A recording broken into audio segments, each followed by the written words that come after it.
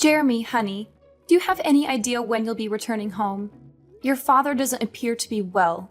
We've taken him to the hospital. Do you think you'll be able to make a visit? Oh, is it finally the moment to bid farewell to the old man? It's time. I've been waiting for this for years. That's not good at all. Why would you say something like that? This isn't the time for jokes. Dear, we need you here. Can you come? I'm not sure. I'm quite busy. Maybe if I feel like it. If you feel like it? What are you saying? Your father might be in critical condition. It could be life-threatening. I said I'm busy. You can be so persistent sometimes. Oh, by the way, if any other relatives come to visit, make sure to tell them that I'm late due to work. I can't have you telling stories and ruining my reputation. Make sure they still think I'm a great guy. All right, I will. But honey, I'm certain your dad would be delighted to see you. Your visit might be just what he needs to recover. We'll be waiting. Please come as soon as you can. Yeah, whatever.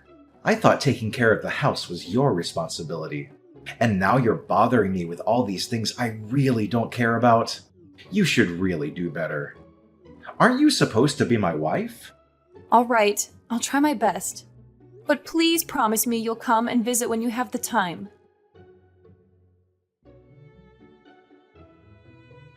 Are you at home? Yes, I am. Is something the matter? I thought you had taken the day off from work. It's clear you've been extremely busy with your job lately. You left in the middle of a funeral without even saying goodbye. I should probably let you know that I've quit my job. What? Why would you do such a thing? Haven't you heard? Dad left behind a substantial fortune. I didn't know about it until now, so there's no chance you knew. There's almost $5 million in his bank account. Really? But I still don't understand why you would quit your job just like that. It doesn't make sense. Can't you see it? A poor girl like you won't ever understand. You can be so ignorant sometimes. Jeremy, I may not have inherited a fortune, but that doesn't mean I can't comprehend your decision. Money isn't the sole measure of happiness or success in life. You don't get it, Kayla. This is a game changer.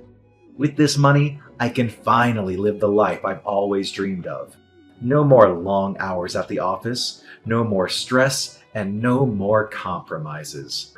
I can travel the world, start my own business, and truly enjoy the fruits of my labor. And Kayla, use your brain for once. Who needs to work when they have $5 million? I understand that having financial security can provide opportunities, but I worry that you're dismissing the value of hard work and personal fulfillment. Remember, our father works tirelessly to build his wealth, and he also valued the importance of family and relationships. Money can bring temporary happiness, but it's the meaningful connections and personal growth that bring lasting fulfillment. You're so idealistic, Kayla. I've spent years struggling to make ends meet, constantly worrying about bills and debts. This fortune is my ticket to freedom and a life without limitations. I deserve to finally enjoy the luxuries I've always desired. I don't see where this is going. I just want you to consider the potential consequences of abandoning everything you've worked for. Success is more than just financial wealth. It's about finding purpose, making a positive impact, and maintaining healthy relationships. While money can open doors, it can't guarantee genuine happiness or fulfillment. Well, I do. I suppose I'm different from ignorant people like you who have nothing. You're pitiful. You just can't comprehend the mindset of a millionaire like me. That's why I detested living with you. Fortunately, we can finally put an end to it. Sorry, I'm not quite following. What do you mean by put an end to it? You can leave now. Get out of the house. Leave the house? Does that mean... Wow, you can actually understand something. Yes, it means I'm kicking you out. I don't need you anymore. I am about to be able to get whatever I want with this money. I have no need for you. Wait, are you serious about kicking me out? Yes. Can't you read? It's practically guaranteed that I'll inherit Dad's fortune. I'm the eldest in the family, and I took care of him in his final years. That leaves a good impression when it comes to dividing his assets. But you didn't take care of him. I was the one who took care of your dad all these years. So what? You're not his actual family, just my wife. If you took care of my dad, then good. It means I trained you well. It also means my brother will have fewer chances of getting anything. I doubt he'd be getting anything. So from now on, I'll live a happy life with Dad's $5 million. But what you're basically telling me is that as soon as you thought that you were going to inherit the $5 million, you decided to kick me out. Is that correct? Yes, that's what I've been telling you for the past couple of hours. Anyway, now that you finally understand why I don't need you anymore, it's time to arrange our divorce. And no, don't worry about the costs. I'll cover all the fees. I'll even give you an extra $50,000 if you leave promptly. Really? You're willing to do that for me? I have money to spare, unlike you, but once you accept the money, that'll be the end of it. We won't have any further conversations, okay? Can I ask a few more questions? You seem eager. Have you been planning this divorce for a while? But we didn't really have time to have a child. I was busy taking care of your dad, and you were rarely home. Enough with the excuses. Just get out of the house, will you? You'll have to leave eventually because I'm going to sell it. Sell it? Why? It holds so many precious memories with your dad, probably more than I have. Don't you want to keep it? I'm preparing to buy a new house, and I need the proceeds from selling this one to help with the mortgage. I'm offering you $50,000, so stop complaining. It might be a significant sum for someone like you, but consider it as compensation for me cheating. I knew that you were really deceiving me the whole time. So I assume you'll be moving in with the woman you cheated on me with. Feeling jealous now? It doesn't matter. You'll be out of the house, and you won't have anything to do with me for the rest of your miserable life. It's only been 5 days since your dad passed away, and you're already planning to sell the house. I wanted to give you the benefit of the doubt, but it's clear you don't care about your father. You're talking too much. I no longer consider you my wife. You have no say in anything. I suppose you want me to thank you for taking care of Dad, but that was the one and only useful thing you did. Now that it's over, I have no reason to keep you. The $5 million is practically already mine. Just be smart for once. Take the $50,000 and leave. All right, then I agree to the divorce. That took you long enough. I want you to pack your things and be out of the house by the end of the day. Is that clear? Yes, I understand. Then fine. I'll prepare the documents and send them to you. Or maybe I'll leave them on the kitchen table when I leave. When will you transfer the $50,000 to my bank account? The sooner the better. My current savings should be just enough. I can't wait until I receive the inheritance. $50,000 is nothing compared to $5 million. Then please transfer the money today. I'll accept it as compensation for you cheating on me. Thank you for taking care of me, even though there really isn't much to thank you for. What on earth is happening, Kayla? What? I thought we agreed to not contact each other after the divorce. I still haven't received my inheritance. Have you heard anything from the attorneys? You better not hide anything from me. So that's the reason you reached out to me? I don't think you'll be getting anything, Jeremy. What does that mean exactly? I don't think you'll receive a single penny. I don't understand. Where is my $5 million? I've been waiting for it. Frankly, I can't fathom how you believed you were entitled to anything. I'm the eldest in the family now that Dad is gone. I should be the one inheriting his entire fortune.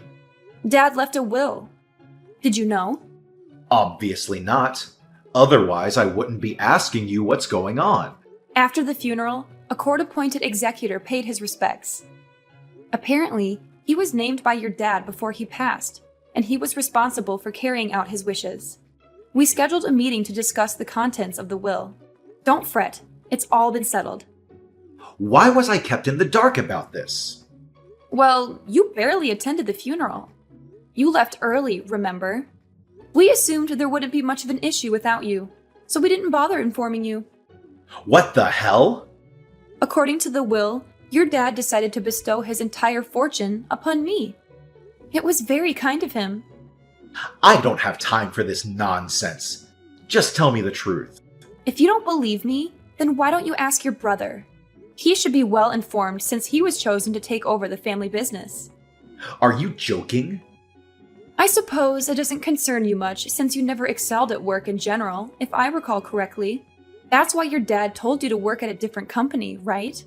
Anyway, your brother inherited your dad's company, and I inherited his fortune. You?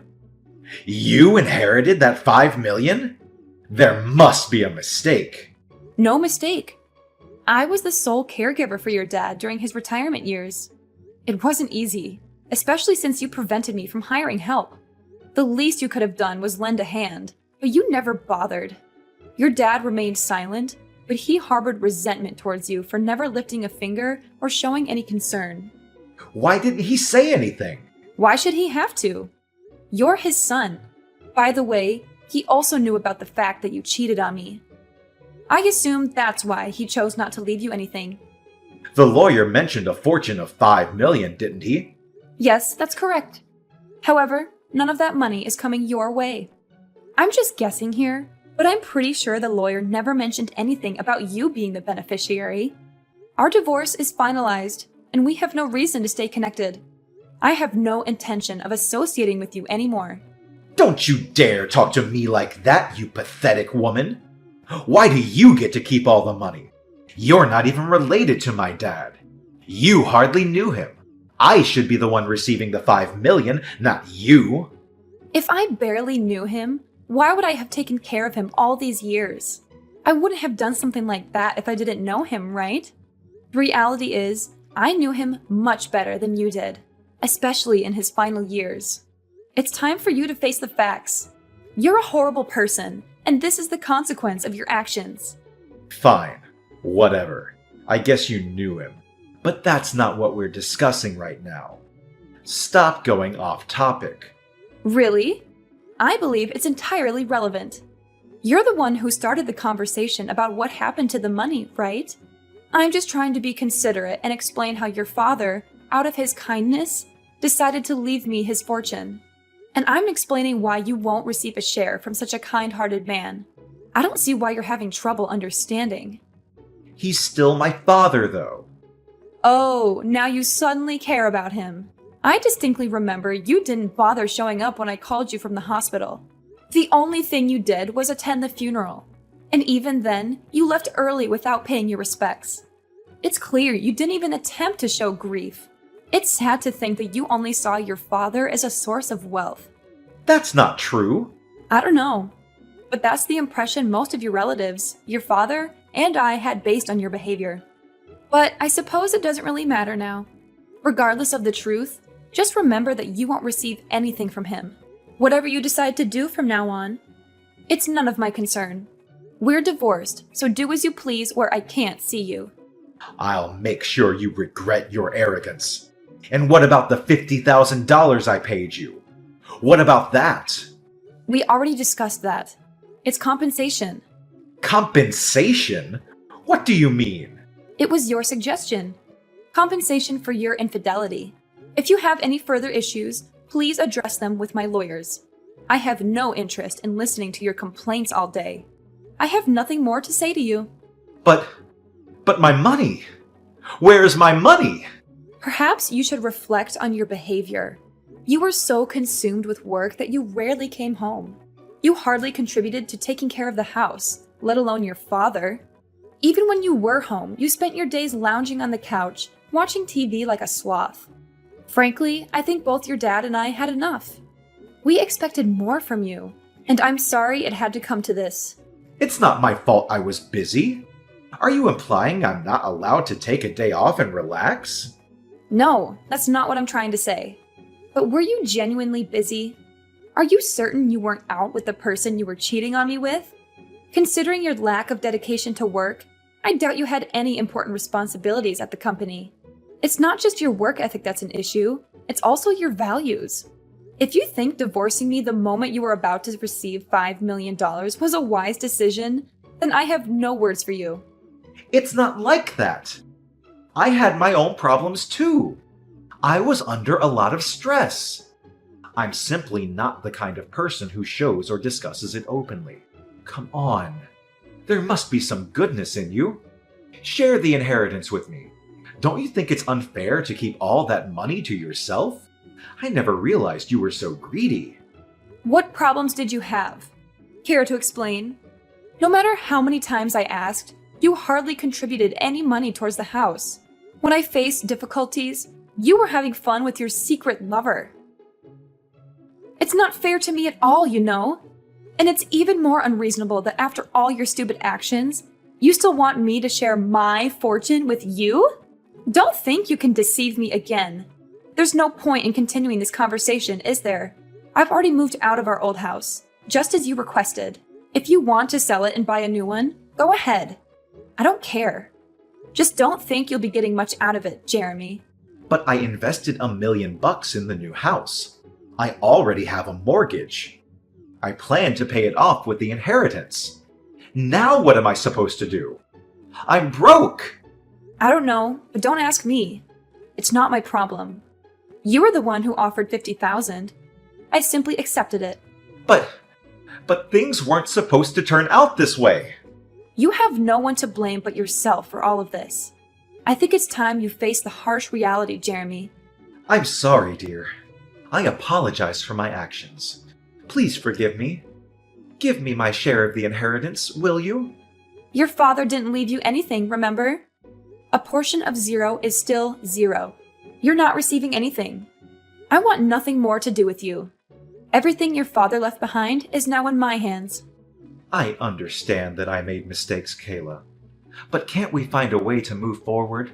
I know I messed up, but I'm willing to make amends and change for the better. It's not just about your mistakes, Jeremy. It's about the years of disregard for our relationship and the pain you caused. It's about the sacrifices I made while you were too busy chasing after your own desires. Your apologies are empty words without genuine actions to back them up. I know I can't undo the past, but I'm willing to learn from my mistakes and work on rebuilding our relationship. We've been through so much together, and I still love you, Kayla. Love me? How ridiculous. You may say you love me, but your actions have proven otherwise time and time again. It's not just about the inheritance. It's about the years of emotional neglect and the disregard for our partnership. I understand that I hurt you, Kayla, and I'm truly sorry for that. I want to make things right and show you that I've changed. But we can address the issues that led us to this point and work on rebuilding our trust. Please, Kayla, don't shut me out completely. I know I messed up, but I still believe in us. Let's at least try to find common ground and work towards healing and understanding. It's over. Right now, I need to prioritize my own well-being and find happiness on my own terms. I hope you have fun with your job and your new girlfriend. But I don't have a job anymore. I don't have a job, and I have a mortgage to pay. Your ex-husband is going through a tough time right now. Shouldn't you fulfill your duties as a former wife and help me out? I'm not your wife anymore, honey. Did you forget? We got divorced. Please, help me. Even though we're no longer married, we spent years together. We used to love each other deeply. But did we really? If we did, it was a long time ago. The past few years have been incredibly challenging for me. I dedicated a significant part of my life to taking care of your dad. There are numerous things I missed out on, and I believe he recognized that too. I'm making up for lost time now. I'm sure he would want me to spread my wings. I understand that you feel like you missed out on things, but that doesn't erase the love we once had, right? Remember the time I always cared for you? And we also had our memories together. Jeremy, caring about someone and being in love are two different things. Yes, we shared a history, but that doesn't mean we should continue a relationship that isn't fulfilling for either of us. Life is too short to remain in a stagnant or unhappy situation. I can't imagine my life without you, Kayla. We've been through ups and downs, and I always thought we would find a way to make it work. I know it's difficult to accept, but sometimes relationships run their course. We both deserve to find happiness and fulfillment, even if it means going our separate ways. I'm nearly 40 now, but it looks like life will finally become better. I've spent years putting others before myself, and now it's time for me to prioritize my own well-being and personal growth. I'm sorry to say that I can't say the same for you, Jeremy. Don't give up on us so easily, Kayla. We can work through this. Could we please find a way to reconnect? No! Can't you just stop irritating me? Listen here. It's important to acknowledge that people change and evolve. The person I am today is not the same person I was when we fell in love. I've grown, and my priorities have shifted. It's time for both of us to embrace new chapters in our lives and discover what truly makes us happy. Goodbye, Jeremy. I hope we can find peace and happiness separately.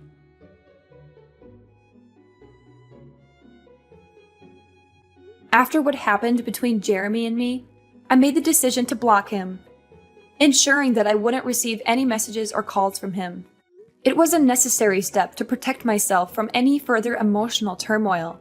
Interestingly, I recently heard from a close friend that Jeremy had been persistently seeking lawyers in an attempt to contest his exclusion from the inheritance. However, all of his efforts were in vain, as every legal professional he approached confirmed that he would not be entitled to any portion of the estate. It was at that moment, when faced with the unanimous verdict of legal experts, that Jeremy finally came to the stark realization that there was nothing more he could do to alter the situation. The consequences of his actions had caught up with him, leaving him not only emotionally shattered, but also financially devastated. Deep in debt and with his bank account drained, he had no choice but to accept the harsh reality before him. To make matters worse, as soon as his girlfriend discovered that Jeremy would not be receiving any inheritance, she promptly abandoned him, leaving him to face the consequences alone. Their plans for a new house, which were built on the expectation of financial security, crumbled away, leaving Jeremy in a state of despair and uncertainty. In a desperate attempt to seek assistance, Jeremy turned to me and other relatives, pleading for help and support. However, his pleas fell on deaf ears as all of us, having witnessed the pain he had caused and the consequences of his actions, refused to extend a helping hand. With no alternative left, Jeremy found himself in the position of having to find a new job. Unfortunately, his search proved to be a challenging one, as he struggled to secure a full-time or even a decent part-time position. Eventually, he was left with no choice but to accept a job at a factory located in another state, where the working conditions were nothing short of abysmal. Day and night, he toiled tirelessly, with minimal rest, simply to make ends meet. On the contrary, I used the property inherited from my dad to establish a thriving business. With hard work, determination, and a stroke of good fortune, my venture flourished over the years. And as fate would have it, I crossed paths with a kind-hearted gentleman whom I eventually married. Moreover, I also spent an amount of money on charity and volunteering. These voluntary activities really helped me to find peace in my heart, so that I can begin a new chapter of my happy life. In essence, my goal in life is to find true happiness and make the most of the opportunities that come my way. While Jeremy's actions and choices led him down a difficult path, I choose to forge ahead, learning and growing from my experiences, and honoring the blessings that have come my way.